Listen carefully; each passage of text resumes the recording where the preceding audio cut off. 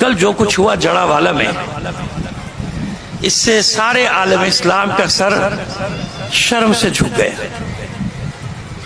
جس طرح ایک اقلیتی برادری پر ٹوٹ پڑے لوگ. دیکھیے اگر کسی فرد نے جرم کیا اور بڑا گھناؤنا جرم کیا، ٹھیک ہے نا، کسی ایک آدمی نے قرآن کی توہین کی، اسے ایک آدمی نے کی نا، کہاں لکھا ہے کہ اس کی سزا پوری قوم کو دی جائے؟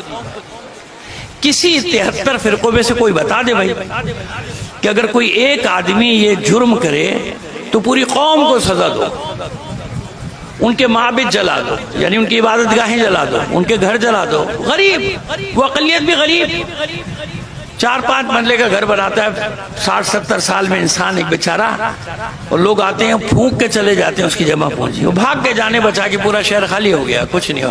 اب مذمتیں کر رہے ہیں، اب ملا بیٹھے ہوئے تردیدیں کر رہے ہیں، میں نہیں تھا، وہ کہہ رہا میں نہیں تھا، میں تو کون تھا؟ یہ کس نے لوگوں کو یہاں تک پہنچایا؟